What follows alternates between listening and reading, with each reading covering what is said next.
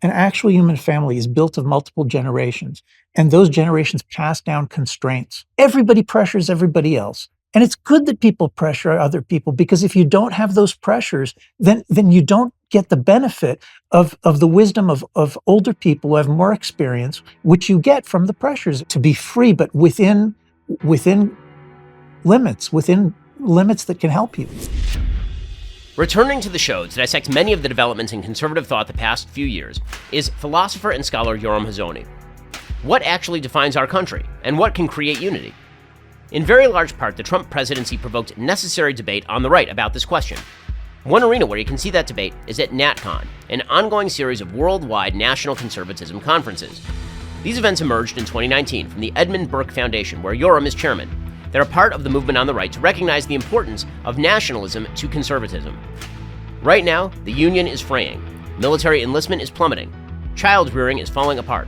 Marxism is on the rise, and animus is rampant between left and right.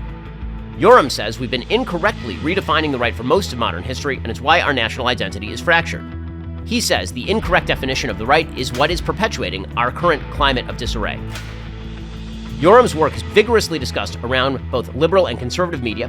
Most recently, all of that conversation is in response to his new book, Conservatism, a Rediscovery, where he writes of the new right and America's only way forward. Join me and Yoram Hazony as we discuss our future, the gravest and immediate threats to the country, the case for limitations on free markets, and other vital subjects to rediscover.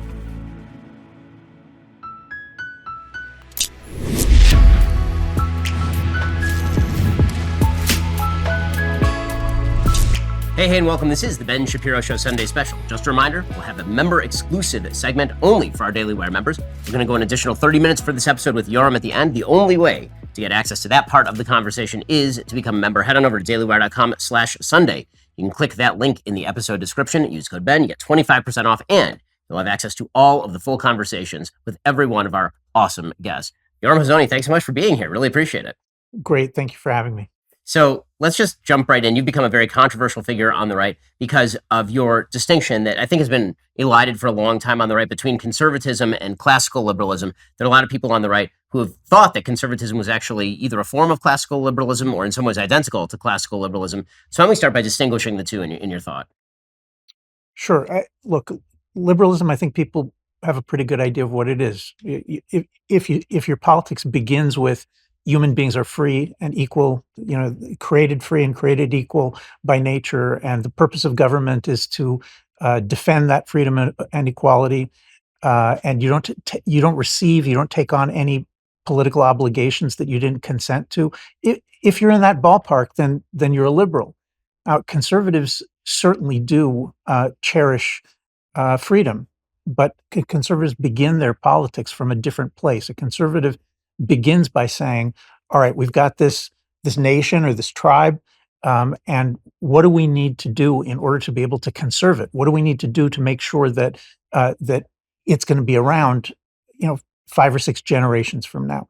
And when you begin from that spot, then you need to start asking questions like what holds this society together? Is it blowing apart, or does it need to become more cohesive and coherent? Or what exactly is it that holds us together? I would say most conservatives would say that it's that it's the religious and national traditions of a particular nation that hold it together. So then you need to ask, well, what do we need to do in order to make sure that those transitions are being transmitted? Are they being transmitted in America now? And the answer is basically no. And look what you've got. So I think it's really important that that people understand what conservatism is, and that both in their individual lives and in the national life, that we open up the possibility of a life of conservation and transmission. So let's talk there's a lot there. So let's talk about the unit of importance. So in sort of classical liberal tradition, and in the United States in particular, the idea has been that the individual is the locus of all politics and the locus of all thought. So individual rights are predominant.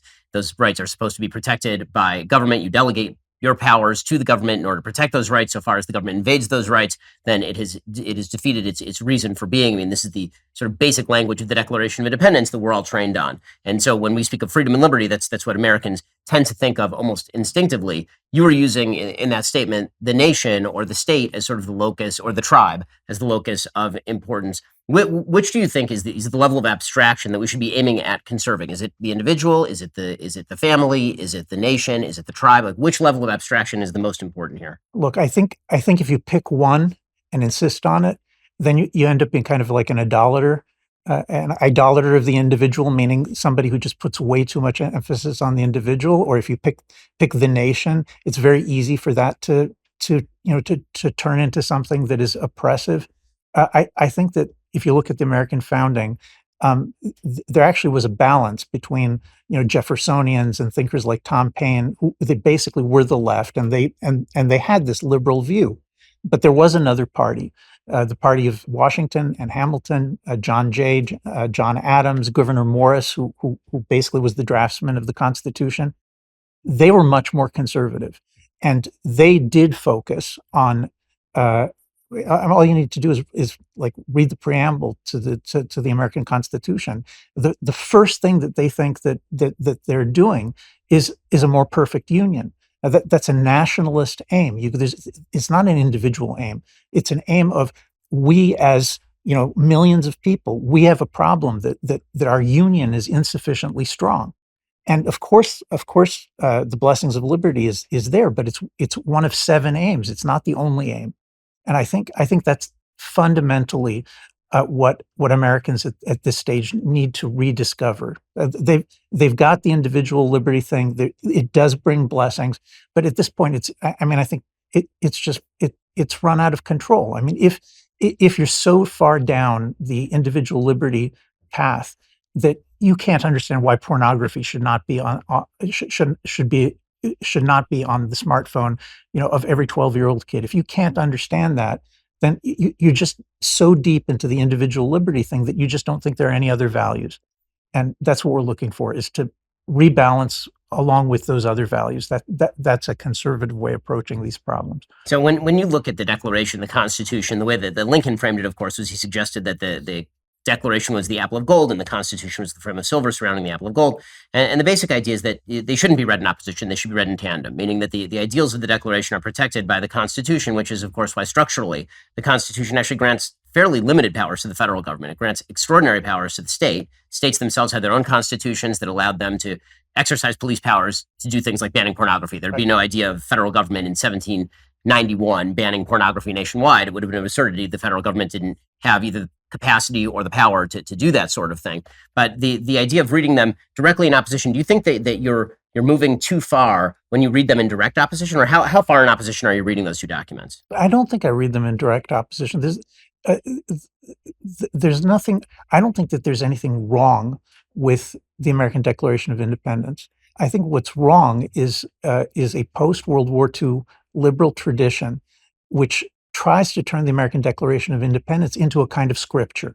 All right. In other words, and by the way, it's not even the whole Declaration. There's lots of interesting things in the Declaration. Its first sentences are about the Americans being a single people that's cutting its ties with another people. I mean, the Declaration has lots of good things in it.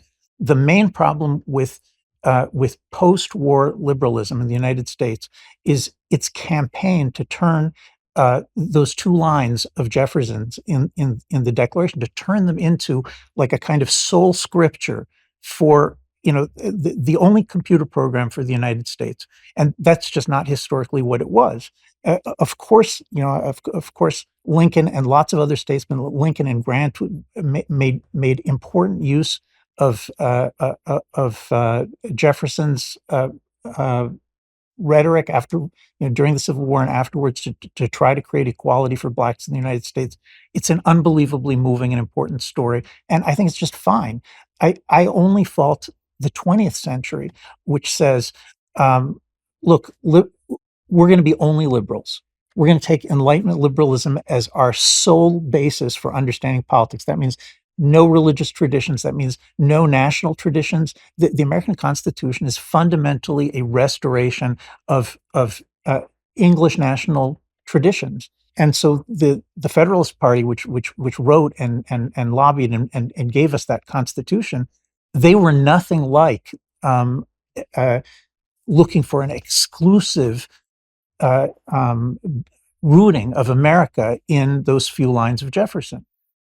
So it's all about balance. I mean, that's clearly true. I mean, when you look at Washington, we look at Adams, we look at the battles that took place immediately in the aftermath of the Constitution in the United States over whether the French Revolution ought to be backed. And the people you mentioned, Jefferson and Paine particularly was very warm toward the French Revolution. Adams was extraordinarily against the French Revolution. Washington was an opponent of the French Revolution. There's a difference in kind to them between a revolution that sought to overturn all established order in the name of natural rights that were sort of up there in the ether and what was being done in the American Revolution. You know, that sort of thing. I totally agree with you. I think people don't understand how radical Jefferson really was. I mean, we've got plenty of his letters where he repeatedly says things like the relationship of each generation to the preceding generation is like a foreign nation, like a foreign land, and it's not a one-off for him. He really didn't think that national and religious traditions of Americans would have to, were the basis for the continuity of the United States going forward.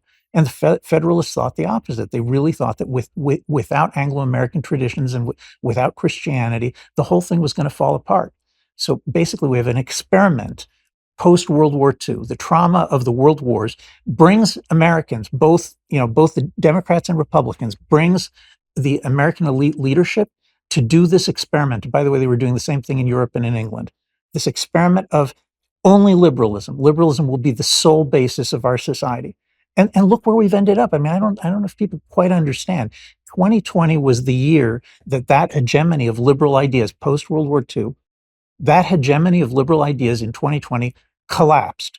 And it's now being replaced by this woke neo-Marxism. And we have to ask ourselves, this catastrophe of woke neo-Marxism taking over the main liberal institutions across the United States and Britain and into Europe and in all the democratic countries, we have to ask ourselves, how did this happen? What caused it? In my book, I argue that what caused it is when you stripped away the Christian traditions, the religious traditions, the biblical traditions, the national constitutional traditions, you strip that away and just had all human beings are perfectly free and equal and they don't receive responsibility except by consent. When you just had that, you opened the door for collapse, and it collapsed. So let's talk for a second. There's so many different directions I want to go with you here. So let's start with the national traditions that ought to be conserved. So I think when a lot of people hear that, they hear sort of a Russell Kirkian attitude, and it's the attitude that's conservative. It's not what's being conserved that matters, it's the conservation of the thing that matters. So how do you determine what ought to be conserved and what ought not be conserved, both inside a nation, because obviously things change over time in many ways for the better. I mean, slavery was a part of American life up until the Civil War. Women couldn't vote until the early 20th century in the United States, right? All of that. These are changes that occur that are inherently progressive if you believe that conservatism is about maintaining what was there. And then so within nations, there's obviously movements. So how do you determine what's good and what's bad there? And then secondly, how do you determine, differences between nations? Is there sort of a baseline legitimacy that you could, a ruler that you can use to determine the legitimacy of a nation that is worth conserving, or national rules that are worth conserving? Is there, I think you've termed it a moral minimum that nations have to actually fulfill in order for them to have any claim to nationhood that ought to be conserved? For sure. I mean, Jews and Christians have at this point our 3,000-year tradition sets a moral minimum for the legitimacy of governments, and that moral minimum is you can say it's summarized by the Ten Commandments. You can phrase it a little bit differently, but roughly, I think you'll get it right if you say the Ten Commandments and each individual being made in the image of God. The idea of a national covenant between a people and God, which involves them maintaining this moral minimum. All of these things are cornerstone, bedrock aspects of Christian national traditions in Europe and in America. The English and the Americans took this as seriously as any other people, maybe more seriously. And it used to be that when English or Americans or Scots, when they read the Old Testament and they read about Israel in the Old Testament, they were able to recognize themselves. They're able to say, that's what we're trying to do. What we're trying to do is we're trying to make sure society is fundamentally just, that our nation is independent, that we have self-rule and a direct relationship with God, and that, like ancient Israel, that that we're going to be a people that is going to be in that kind of covenant, that kind of relationship with God. That's hundreds of years of English and American tradition, and the experiment that we're trying to deal with now is, if you just set all of that aside and only do free and equal, then is that going to work? Now, you asked me about other countries. So look, other countries do have other traditions, and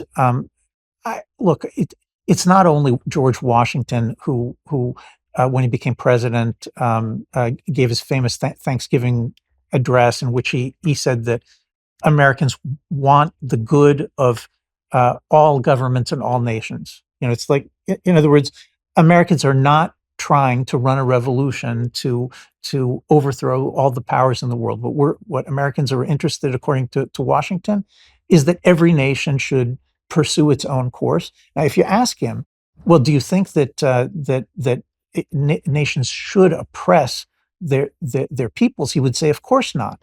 The question is, what is America's role in this? And what Americans get from the Hebrew Bible is the idea of being a light unto nations, a city on the hill, a beacon that shows the world how you can actually do things in a way that's better, and other nations should copy it. But that's not where we are today. Today we have so many people who call themselves conservatives, who are basically Jeffersonian revolutionaries, and they say, the American way of doing things is the only way of doing things, and if the nations of the world don't want to accept it, then we can impose it by force.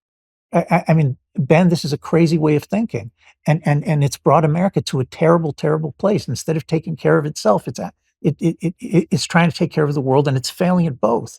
So in a second, I want to ask you about the sort of meltdown from liberalism and virtue, which was sort of the bargain of the founding, to the post-World War II liberalism, and how it is that an ideology that's supposedly founded in individual liberty seems to routinely collapse into something more approaching tyranny. It seems like it should be counterintuitive. Get to that in just a moment. First, let's talk about how you shave.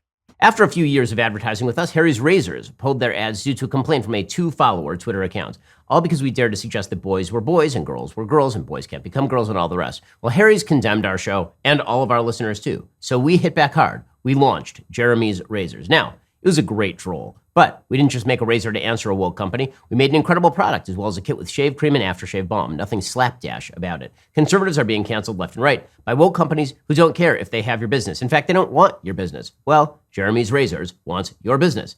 We align with your values too. We're not going to lecture you about how toxic masculinity is running America. We're not going to cut ads about how your daughter should shave her beard and you should teach her how to do it, like some other of the big razor companies that I won't mention. Stop giving your money to woke corporations that hate you. Give it to us instead. Go to IHateHarrys.com to get yours today. That's IHateHarrys.com right now.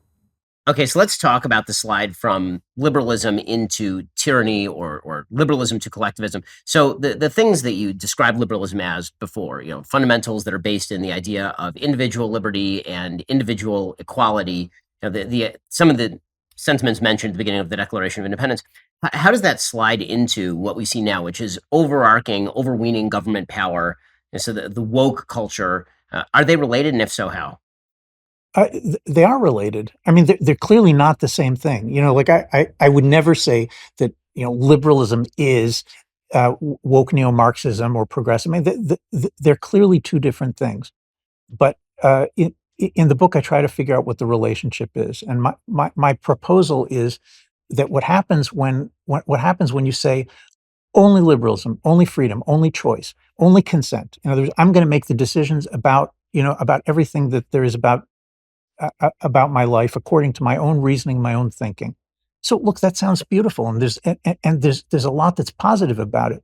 But take a whole society in which the children are being raised from kindergarten. They're being told, look, you make your own decisions. You think this through for yourself. Don't listen to us, the parents, the teachers. Free to be you and me. Every one of you is going to be your own your own specific particular thing that you're going to decide for yourself. It's almost like this, Nietzschean, make yourself, form yourself. So what happens to a society when you tell the kids that? Well, what happens is that there's no place in that description for tradition. There's no place for honoring the past, for learning to honor the past, which means that then you become capable of learning from the past. I mean, traditional societies, the key to a traditional society is that the children are taught to honor the past. And because they're taught to honor the past, they're able to learn from the past and make it a part of them. And America has cut that off at the roots by telling children, just think for yourself, right? Just think for yourself. You'll figure it out. And in the end, the assumption here is, this is also an Enlightenment liberal assumption. The assumption is that if everybody's reasoning for themselves, then there'll be this kind of convergence on the one true ideology, the one true religion, the one true philosophy, the one true political theory.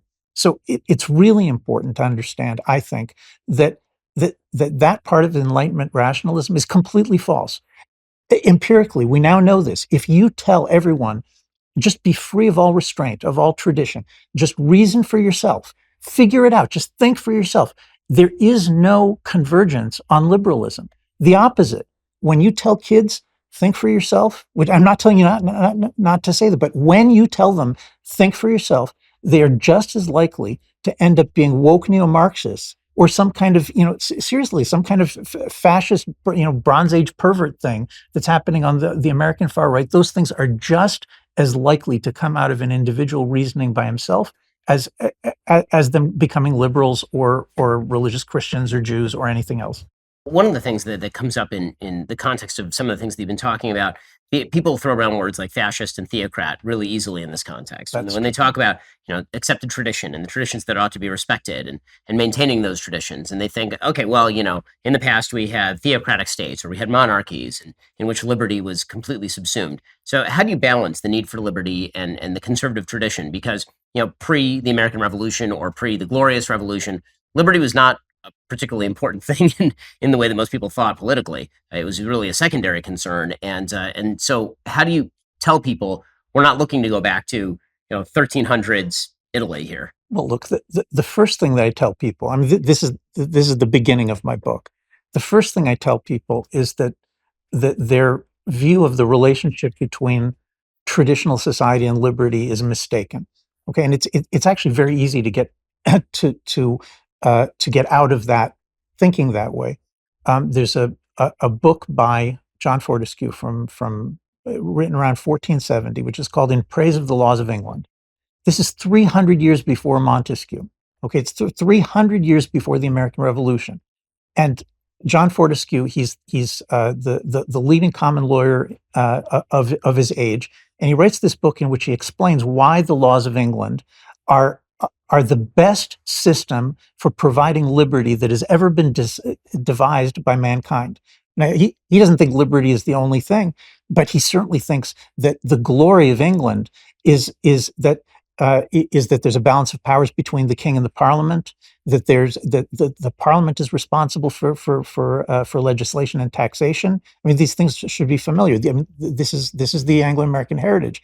But he also says that the English tradition, descended from the biblical tradition, the English tradition makes property so strong that the King of England can't even, this is Fortescue talking, the King of England can't even enter the home of the lowliest farmer without his permission, much less take anything away from him. And so the argument of these common lawyers in the 1400s, and they think that they're talking about like an ancient tradition, their argument is, look, our traditions of property, our traditions of balance of power, our traditions of limited government, these make the people of England wealthier and healthier and freer than any people in Europe. Right? When you read this and you realize who you're reading and when you're reading it from, I think you have to begin to think, look, we've just been kind of brainwashed about where this love of freedom comes from. The love of freedom is not an Enlightenment invention from the 1700s. The love of freedom is already in Hebrew scripture, and it's developed by the English for 1,000 years. Now, you're right. I'm not saying let's go back to 1400. Every conservative thinker who's serious understands things change and things have to be repaired, and you also make mistakes. Burke or Selden reading these people is reading a discussion about what happens when the tradition has mistakes in it and you have to repair it. The entire American Constitution is a repair of a mistake that was made with the Articles of the Confederation. I mean, all American kids learn that. They just aren't told, wait a second, there was a first American Constitution, but it was a mistake. It failed. And so there was a second American Constitution in 1787. What were they doing? Washington and his people were saying, we need to go back. We need to restore what was good about the English Constitution because as conservatives, we need to be able to fix mistakes.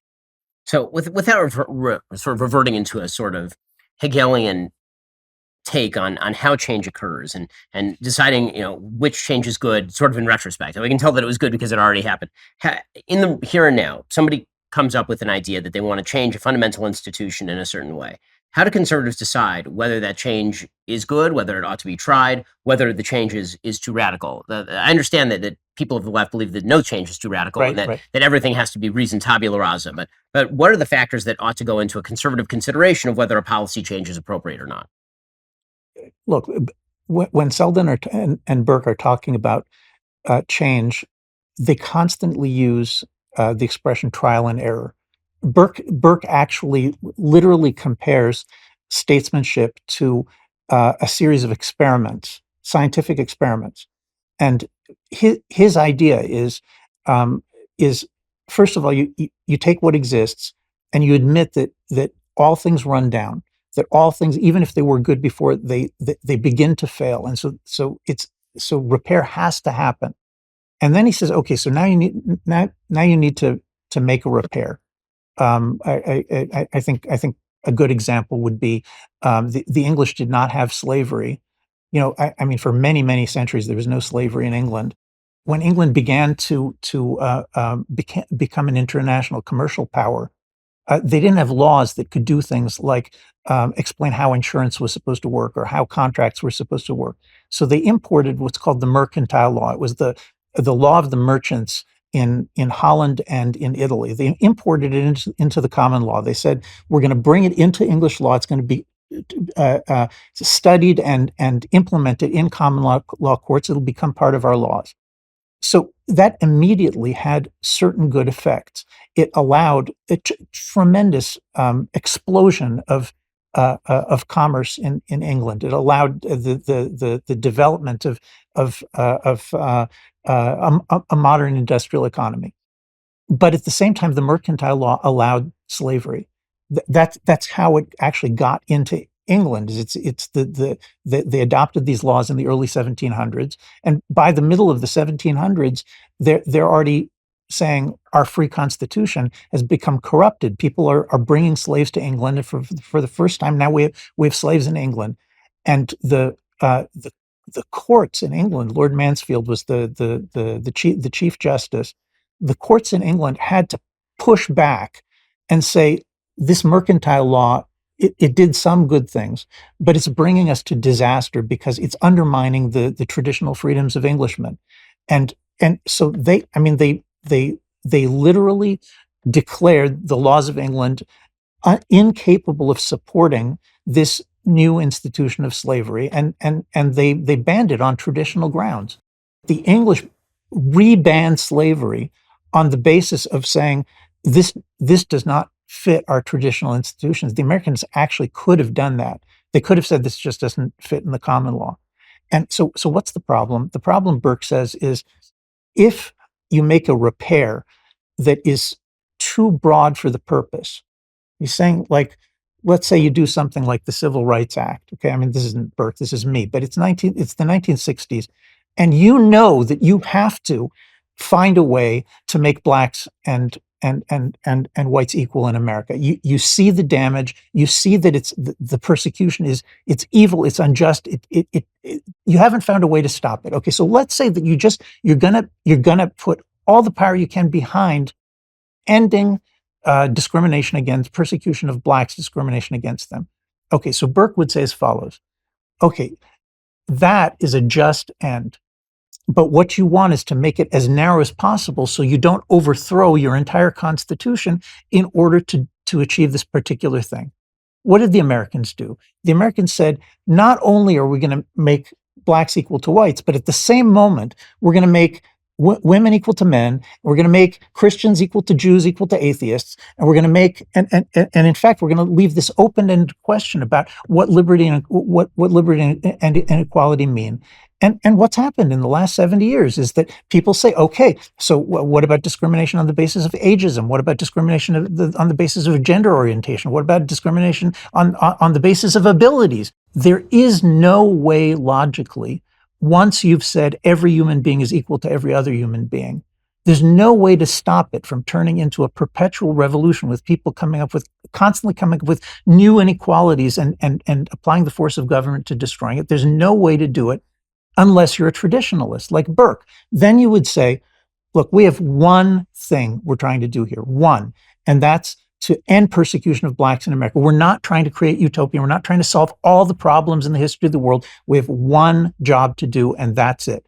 And we're going to try a narrow fix that's going to end persecution of blacks. Let's give that 20 years, 30 years, 2 generations. Let's see if that can be done. And then you go on to the next thing that looks broken. But what we don't understand is that the 1960s, I'm not talking about the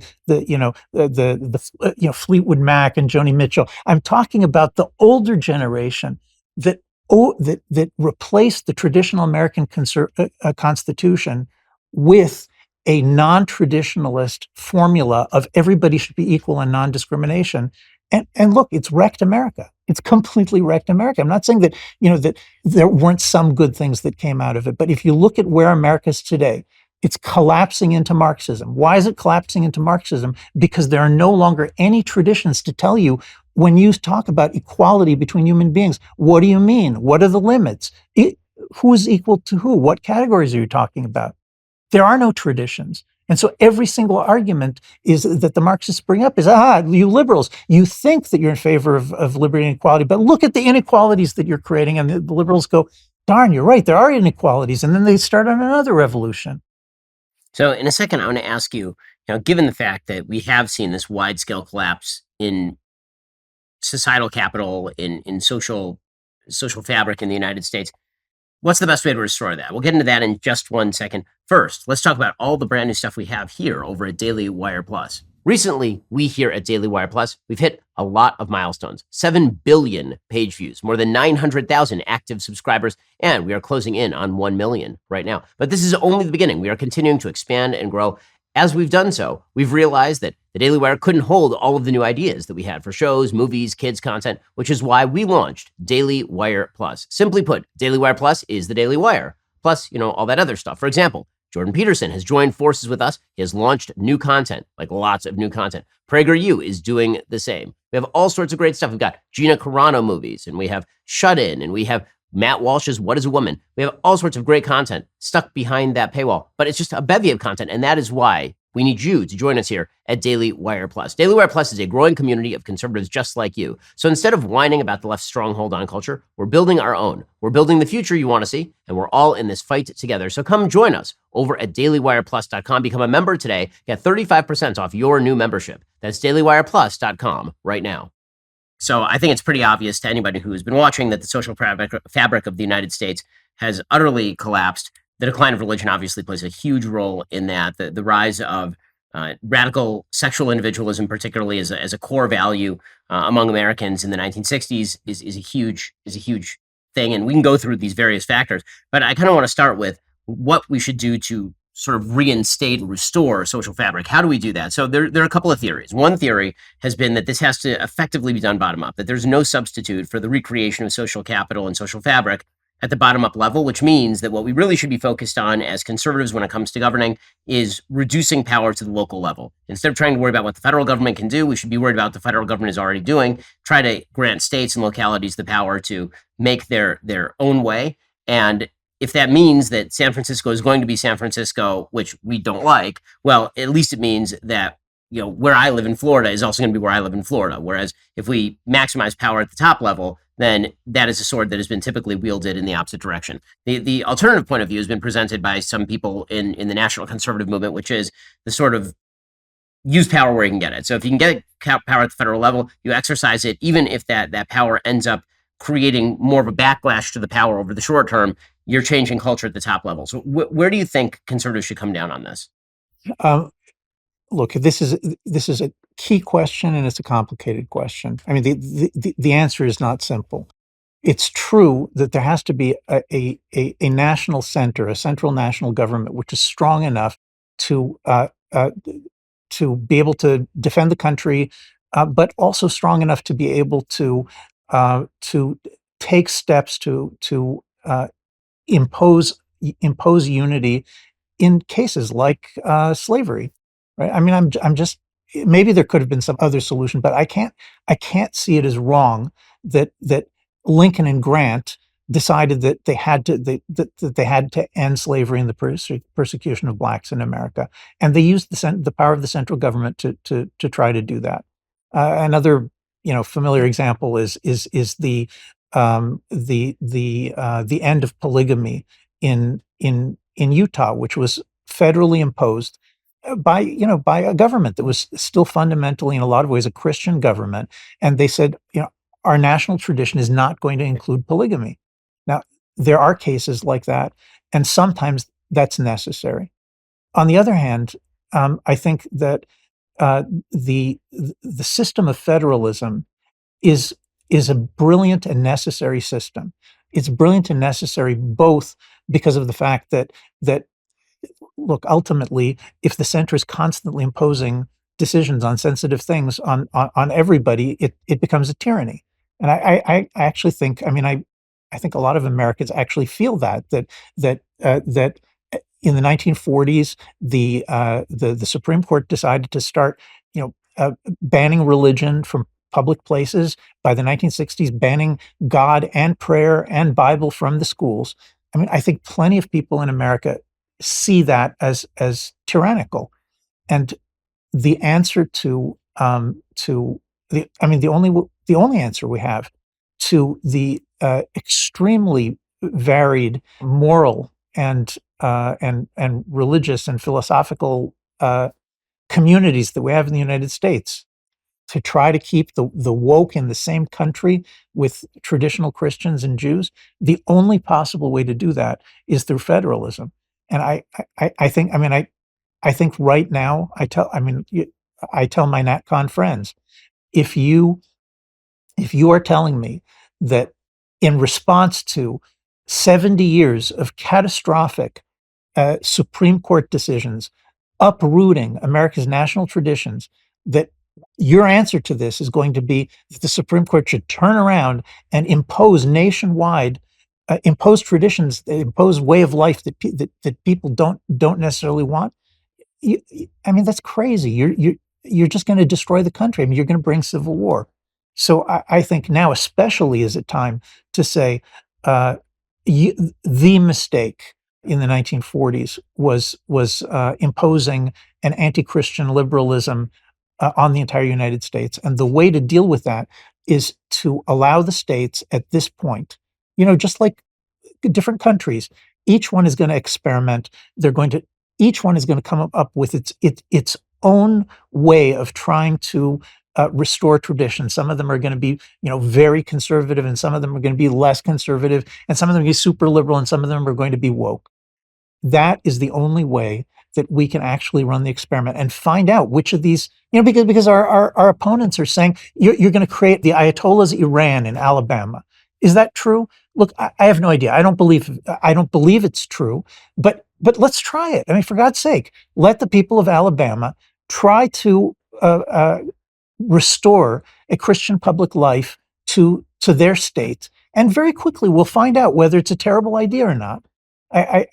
I think it's the only way through. I think the other roads lead to civil war. So, speaking of civil war, I mean, a lot of people on both now the fairly radical left and the fairly radical right have proposed almost precisely that. They've said we no longer have enough in common to maintain a cohesive nation, that you can't have a nation that includes both the woke and social conservatives fiscal liberals. You can't have that nation. It doesn't exist. It's never existed. There has to at least be a common base of values. And in the absence of restoration of that base of values, maybe it's better if we all go our separate ways. Now, I mean, frankly, I think that sounds wildly optimistic about what would happen if you actually have the breakdown of a country that has 330 million people, one giant federal military with nuclear weapons. That seems like a pretty optimistic vision that everybody just kind of puts down their weapons and walks away. But when does a nation become so non-coherent and non-cohesive that it's no longer a nation?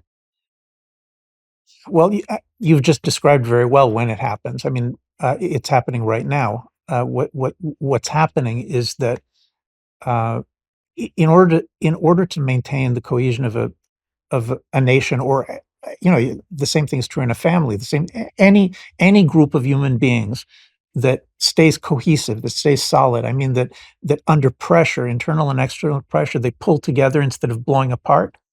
Um, in every human loyalty group, what's necessary is that the leadership consciously, purposely give gives honor to the different competing tribes. Okay, because there's no way to eliminate. I mean, every nation is diverse. There's no such thing as a homogeneous nation. Every nation is made up of tribes, of subsectors that sometimes they hate each other, and sometimes there's a risk of their going to war. The job of the central leadership, the job of the top leadership in the nation, is to make sure that there's a balance, that honor is being given to the different tribes. And what's happened in America is that, at least since Donald Trump, I mean, the same thing happened in England with Brexit. So it's not localized to America, but at least since Donald Trump, and probably a lot longer than that, the idea of I should see the other side as a part of my nation. I give them honor, they give me honor, has just been completely lost. Anybody wants to just immediately know what I'm talking about, go back and look at presidential debates, from the 1960s or the 1980s, and you see the Democrats and Republicans, and they probably in their heart they probably hate each other, but what they say is, my honorable opponent, I'm sure that if he's elected, then then things aren't going to be so terrible. They soft pedal the whole argument. They try to leave a basis so that if the other side wins, they can cooperate on things that they agree on, and then they'll win the next time. Now, what do we have in the United States now? Now we've had at least two consecutive presidential elections where 40%, 50%, I don't know, huge numbers of people think that the election was stolen by the other side. I'm not going to get into the question, was it really stolen by the other side? We're asking about unity. The only way that you can get to unity is if Democrats and Republicans, regardless of what their differences are, if they come up with an agreement for how to determine the outcomes of elections, that if they work on a bipartisan basis, and doing that requires them to say, even if they can't stand each other right now, it requires them to say, I yield the floor to my honorable colleague from the other party, and all of these seemingly hypocritical things. Well, I'll tell you the truth. Sometimes when you're married, and you want your marriage to to last a lifetime, instead of having your marriage break up every 10 years and you get married to someone else. Sometimes when you're married, you don't say the absolute truth 100% of the time. Sometimes it's just time to say, you're just the greatest, dear. Let me explain to you why. Okay. I mean, people understand that. That's the way you keep a family together. That's the way you keep a country together. And look, that means that at the national level, we conservatives, we have to understand that the way the president talks affects the entire culture. All right. And I mean, this is even more important. I mean, this goes back to the question of, like, does the central government have a role? Sure, it has a role. Look at the way that Trump changed the way that all of us talk and think.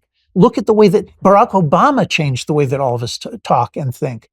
The president and his people, his family, they have a huge impact on the culture. And what we're looking for is not somebody who's going to just give up on religious and national traditions, but we are looking for somebody who's capable of saying, look, you're part of my country, and we have to find a way to compromise, and we have to find a way to make this work, and in the end, we will find a way to make this work.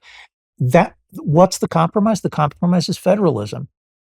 Is it going to prevent the country from blowing apart? I don't know. I only know that it's the only way forward now. So one of the factors that I think militates in favor of national unity, and you see we're recording this in Israel, one of the things that has helped Israel in a sort of perverse way is the fact that it has enemies on literally all borders. And so it's a state that's in a perpetual state of existential threat. And so what that does is it draws a population together. And you see that in the United States throughout its history, that during periods where the United States feels itself under existential threat, suddenly there's social fabric again, suddenly there's a certain level of social cohesion. It might only last a very short time. After 9/11, it seemed to last about 5 minutes. But there is this sense that it's going to bring the country together. In the aftermath of the Cold War, it seems like the next thing that happened was there was a happy moment where the United States was in its ascendancy, and then pretty quickly things turned into, well, if Russia isn't the real problem here, then my neighbor is probably the real problem here.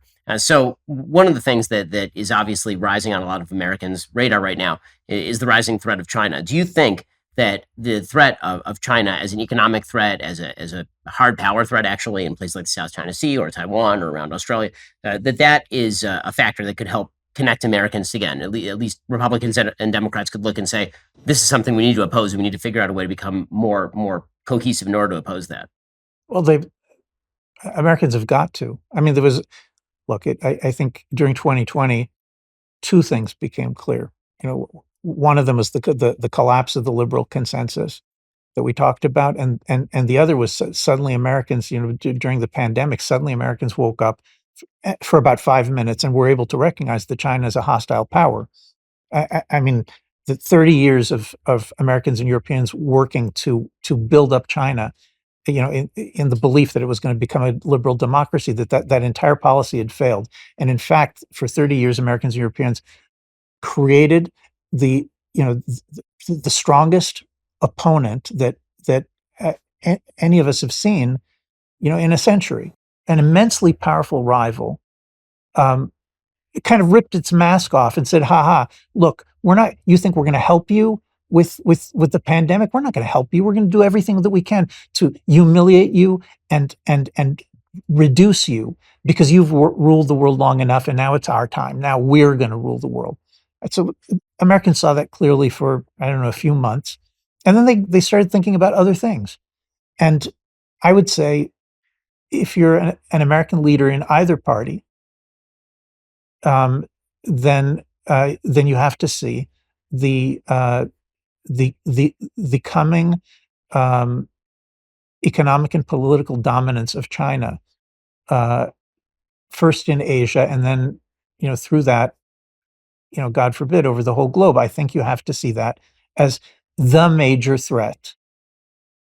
I mean, there is no other. There's just no other significant threat. I mean, I understand why people are talking about Ukraine. There's all sorts of very good reasons for people to think about it, but it's just that it's totally out of proportion. America only has one strategic rival, and that's China. America's only threatened by one country, and that's China.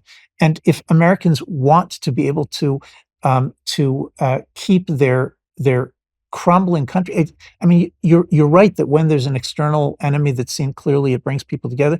But I would take it further than that.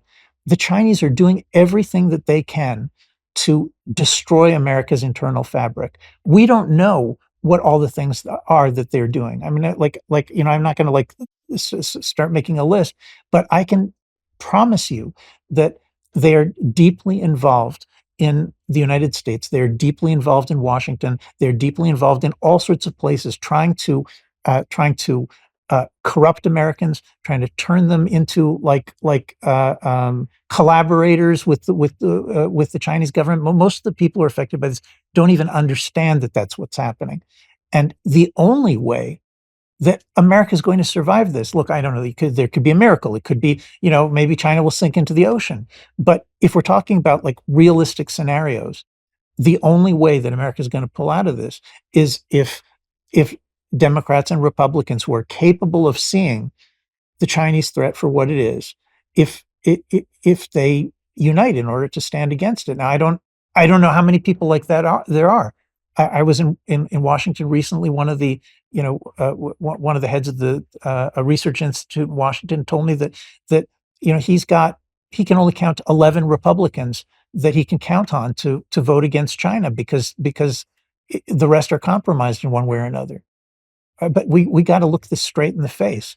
Like that has to end. Yeah, I mean, it's pretty clear that the question when it comes to China is what exactly are people willing to do, and so far the threat does not seem to be grave enough that most Americans are willing to do much. Now, I'm not here talking about the voting body. I'm talking about the legislators. Legislators. I mean, we've been redirecting our military towards social engineering and recruiting on the basis of gender identity. And shockingly, nobody's actually signing up for a military that's up for woke values in the face of a looming Chinese threat. You mentioned Ukraine and Russia. Obviously, there's been a lot of sort of infighting on the right about what the proper perspective is on Ukraine and Russia, what exactly is happening over there. There's been a wide variety of opinion, ranging from the very hawkish opinion that Russia needs to be weakened as a global power, and whatever we have to do, we should do in order to do that, to the significantly more dovish opinion that perhaps, as articulated by some, Russia is some sort of ally of the West that we are somehow overlooking, that actually they're a country that is in favor of certain Christian principles. That seems to be a more radical argument from some areas of the right. So what do you make of the Russia-Ukraine conflict? Look, I don't think Russia is an ally of the United States. I do think that the United States needs allies against China, and is not looking for them seriously enough. The number one potential ally against China is India.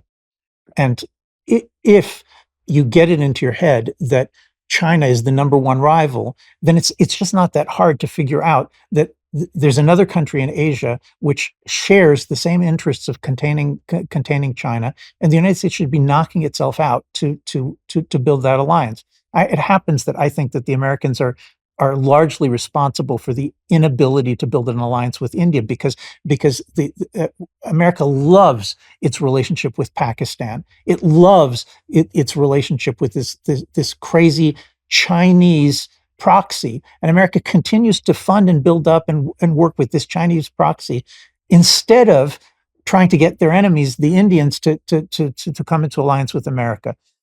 So, like, if you ask me about Russia, Russia's no ally of the United States. It's also not a major threat to the United States.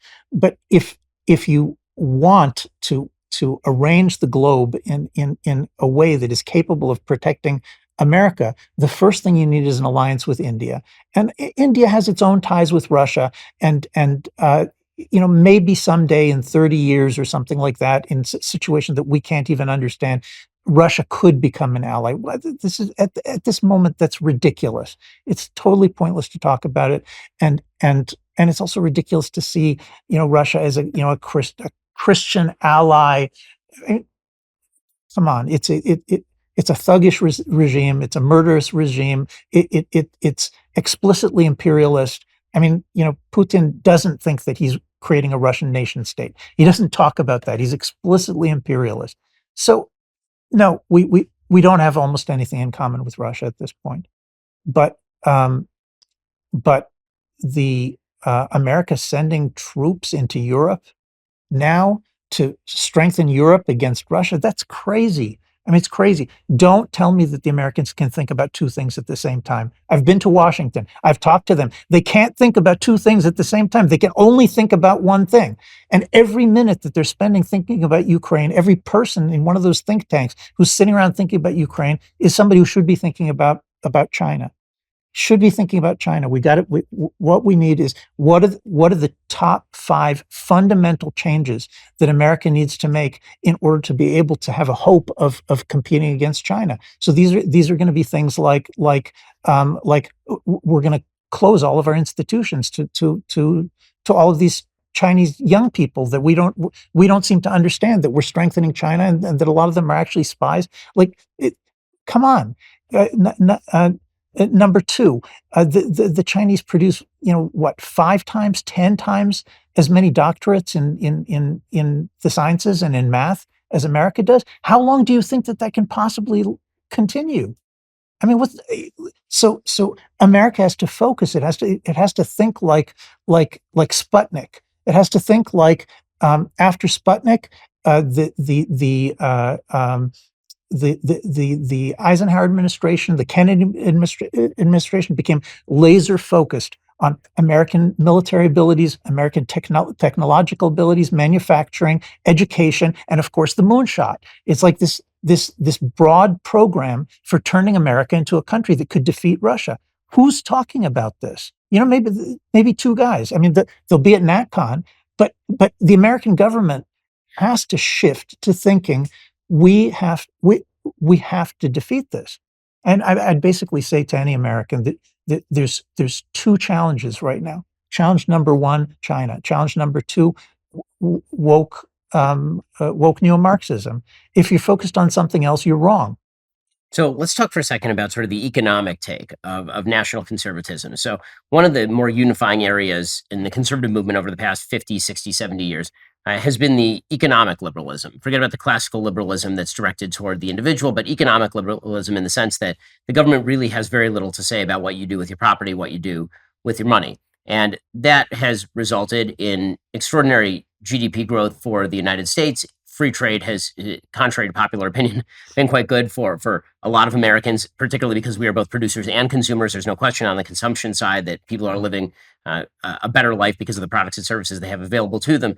The argument that's made by a lot of national conservatives is that the middle class has been hollowed out by globalization, by free trade, that essentially elites have taken their priorities and placed those over the American people, and that the government really ought to step in more and quote unquote shore up the middle class. What do you make of that argument? What is the role of economic liberalism and private property rights and free markets in the sort of national conservative vision? Pretty much everybody on the American right um, uh, grew up on Milton Friedman, on Hayek. I don't know many people in the national conservative movement who don't believe that that the free market is the the best engine for innovation and growth. There is a very big difference between national conservatives um, who see fundamental property rights as an ancient Anglo-American tradition and crucial for the country. There's a difference between most NatCons and people that you find sort of on the uh, rightist fringe, who the kind of people who are sort of like actually think dictatorship might not be such a bad idea, and they're, they're just not interested in the question of economic liberties too much. They just want to solve problems by redistributing. So NatCons are mostly not like that, but at the same time, I think that you're right that there has been a very big shift in the direction of conservatives finding identifying limits of the free market. And by the way, in the 1980s, people like Irving Kristol, who was my teacher, I, I mean, he wrote a book called Two Cheers for Capitalism. And that slogan, that Two Cheers for Capitalism, what it was about was saying we need the free market and we need to limit the free market. And the second part, that we need to limit the free market, kind of got lost after 1989, after the fall of the Berlin Wall. The limits on the free market kind of ceased to be part of conservatism, what was called conservatism. So where do those limits need to appear? I mean, the first place that I think there's conservative consensus is on issues like, pornography. I mean, you just can't create um, uh, major industries whose purpose is to wreck family life in America. I mean, you just can't. There's a place where you got to say stop. By the way, Irving Kristol, I quote him in the book on this. He says explicitly, with regard to censorship, what used to be called public decency laws, he says that democracy is self-government, but you can only have self-government if the self is worthy of governing. If the self is incapable of governing, then you don't have any choice. You have to find something else. So here's Irving Kristol, the leading Reaganite theoretician of the 1980s, telling you that the legitimacy of government evaporates if you can't restrain pornography. So look, I think that's one area where a lot of conservatives can easily agree.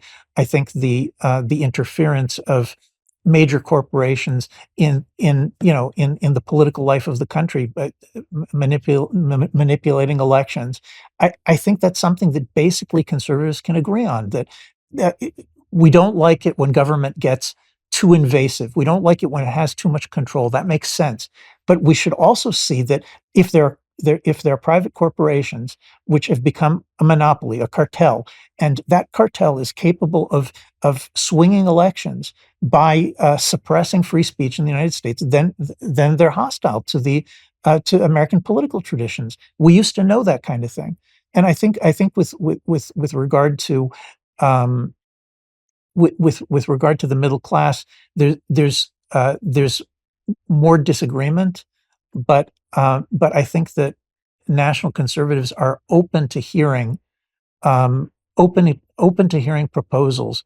Not 1,000 different proposals of why government should just control everything, but targeted, specific, limited proposals, which could make it possible for families to have an easier time forming, so that the kinds of things that people are talking about is much greater subsidies for people who are married and staying married and having children. I don't know if that's the best way to do it, but I think most conservatives at this point in America are open to specific targeted programs that just make it easier to get married, stay married, have your own children, raise them, and raise them in ways that are moral and descended from Christian and Jewish tradition rather than woke neo-Marxism. So in a second, I want to ask you about the value of liberty. There's been a lot of time talking about here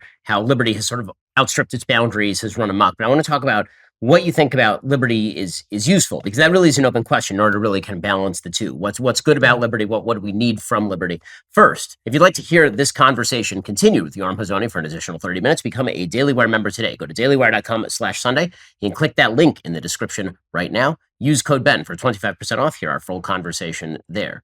Well, everybody, make sure to go out and get a copy of Yoram's new book, Conservatism, Rediscovery. Yoram, thanks so much for joining the show. It's great to have you. Sure.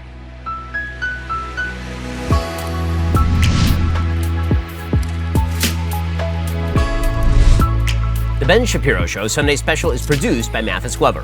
Executive producer, Jeremy Boring. Production manager, Brandon McGuire. Associate producer, Savannah Dominguez-Morris.